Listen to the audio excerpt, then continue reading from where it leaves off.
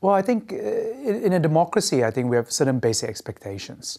And I think one basic expectation is that we expect politics to be free of corruption. And another second expectation we have is that politics be conducted fairly. And I think what we have in money politics is that is damaging on both fronts. We've got unfairness amongst the political parties. The major parties, the ALP, the coalition parties, they enjoy a disproportionate amount of private money. And not only that, they also benefit from an excessive amount of public funds through, for example, parliamentary entitlements.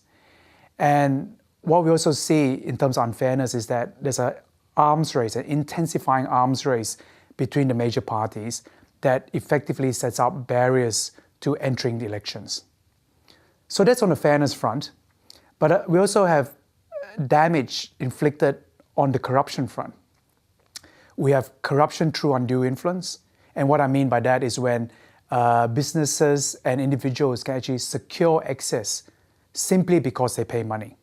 And we see many examples of this. We see this in Victoria, where we have the Victorian ALP has this outfit called Progressive Business that basically sells access and influence. But we also have corruption that is related to the use of public funds. And again, we don't have to look too hard for this. We've basically got public funds, for example, through government advertising being misused corruptly for party political gain. And we also have, many people would have received leaflets from their parliamentarians where those leaflets are not meant to be informative, but they're basically electioneering material. And that's through the use of public funds.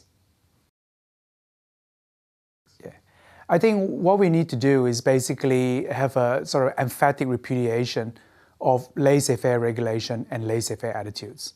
Attitudes that basically says anything goes when it comes to money in politics, where we basically just see money as a means to an end.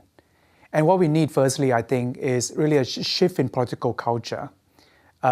We need to develop sort of political ethics that's actually anchored in a very keen appreciation of the dangers that money politics poses to Australian democracy. And alongside that, we actually need more democratic regulation of political money. And there are many facets to this, but the key planks would be stricter regulation of both the flow of money, the political contributions, as well as the expenditure, and also stricter regulation of public funds, including parliamentary entitlements and governmentising. There is a complex relationship between the level of money spent and the level of voter support, because of course we can always. It also depends how the money is spent. How leaflets are drawn up, how effective the ads are. But all other things being equal, we know that increased relative spending will tend to increase the level of voter support, and especially when voters are undecided or they're not particularly wedded to any specific party. So it's always an issue, and there's no doubt it's going to be an issue in this particular election.